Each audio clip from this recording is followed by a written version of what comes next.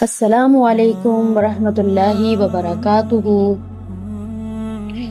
سجدے میں آنسو نہ آنا اس کا مطلب یہ نہیں کہ اللہ سے آپ کا رشتہ ختم ہو گیا ہے۔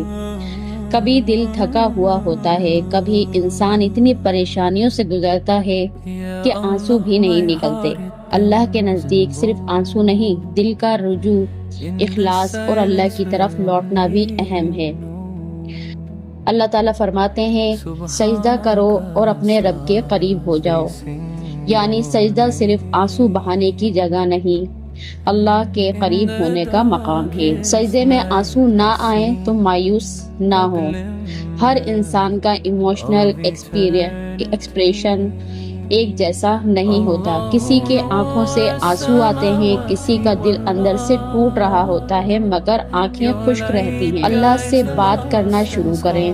سجدے کو صرف جلدی سے تسبیح پڑھ کر ختم نہ کریں، اللہ سے اپنی پریشانی، کمزوری اور ضرورت عرض کریں۔ قرآن کو سمجھ کر پڑھیں۔ جب اللہ کے کلام کا مطلب دل تک پہنچتا ہے تو اللہ سے کنیکشن گہرا ہوتا ہے۔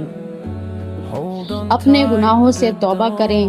دل کو اللہ سے دور کرنے والی چیزوں کو پہچاننا ضروری ہے۔ توبہ دل کو دوبارہ اللہ کی طرف لے آتی ہے۔ آنسو کو گول نہ بنائیں۔ آنسو کو گول نہ بنائیں، یہ پوائنٹ اسپیشلی امپورٹنٹ ہے۔ سجدے میں رونا مقصد نہیں، اللہ کے قریب ہونا مقصد ہے۔ کبھی اپنے سجدے میں سر رکھ لیں،